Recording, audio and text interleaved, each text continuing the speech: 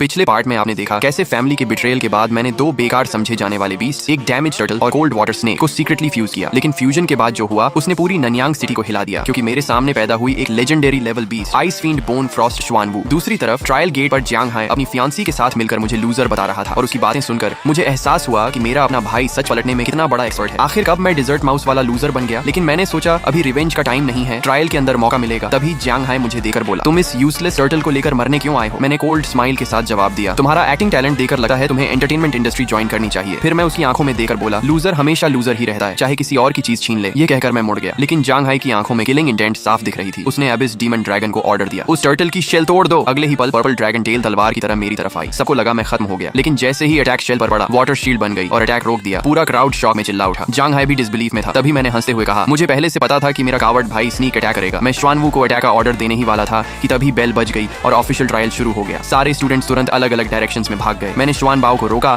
और Jiang high मौका देकर अपनी फियांसी को लेकर अंदर भाग गया। जाते जाते चिल्लाया, ट्रायल के अंदर मैं तुम्हें मार दूंगा। मैंने सिर्फ कोल्ड स्माइल दी और शुआन बाओ को लेकर फॉरेस्ट में एंटर कर गया। ट्रायल फॉरेस्ट के अंदर हर जगह सर्वेलेंस बॉल्स उड़ रही थी ताकि सब कुछ मॉनिटर किया जा सके। रूल्स के अनुसार हमें मॉन्स्टर्स को मारकर पॉइंट्स कलेक्ट करने थे और टॉप 1000 में जगह बनानी थी। मैंने टाइम देखा, ट्रायल खत्म होने में सिर्फ 3 घंटे बाकी थे, इसलिए जल्दी मूव करना जरूरी था। मैंने शुआन बाओ के सिर पर हाथ फेरा और कहा, इस बार हमें जीतना ही है। शुआन बाओ मेरा शुआनवू के लिए रखा गया फेक नेम था ताकि उसकी रियल आइडेंटिटी छिपी रहे। उसने एक्साइटेड होकर सिर हिलाया और बोला कि अभी वाले बैड गाय को भी पनिशमेंट मिलनी चाहिए। हम जल्दी ही फॉरेस्ट के अंदर पहुंचे, जहां हमारी पहली मॉन्स्टर से एनकाउंटर हुई। 2 मीटर लंबा वुल्फ जिसके सिल्वर ब्लू फर में बिजली चमक रही थी, उसका नाम थंडर फैंग वुल्फ था और रैंक ब्रॉन्ज सेकंड स्टेज। पहली ही मॉन्स्टर इतनी डेंजरस थी कि नॉर्मल स्टूडेंट्स वहीं मर सकते थे, लेकिन मैंने कॉन्फिडेंस से कहा, जुआन बाओ खत्म करो इसे, जुआनवू जेड इस्तेमाल करो। जुआन बाओ तो पहले से फाइट के लिए एक्साइटेड था। उसके शरीर से डीप ब्लू वाटर वेव्स निकली और वह सीधा वुल्फ पर टूट पड़ा। उसकी वाटर शील्ड ने बिजली वाले बाइट्स को आसानी से ब्लॉक कर दिया, बल्कि वुल्फ के 2 दांत तोड़ दिए। वुल्फ उड़कर ट्री से टकरा गया। मैंने तुरंत कहा, तयिन शुआनवू। शुआन बाओ ने मुंह खोलकर डार्क ब्लू मिस्ट छोड़ी। वुल्फ बच ही नहीं पाया और मिस्ट में घिर गया। जोरदार रोर के बाद मिस्ट गायब हुई और जमीन पर सिर्फ उसकी बोन्स बची। फिर एनर्जी ऑर्ब निकलकर शुआन बाओ के शरीर में समा गया। मुझे महसूस हुआ कि बस एक और सेकंड स्टेज मॉन्स्टर मारते ही शुआन बाओ लेवल अप कर जाएगा। लेकिन सबसे शॉकिंग बात यह थी कि उसने सिर्फ एक मूव में थंडर फैंग वुल्फ को इंस्टेंट किल कर दिया। मैंने एक्साइटेड होकर कहा, शुआन बाओ तुम बहुत अमेजिंग हो। मैं उसे उठाने ही वाला था कि देखा छोटा गाय रो रहा है। तब मुझे समझ आया कि यह खुशी के आंसू थे, क्योंकि वह इतने समय तक अंडरग्राउंड वेयर हाउस में इंसल्ट और ह्यूमिलिएशन सहता रहा था और अब आखिरकार उसे अपनी वैल्यू मिल गई थी।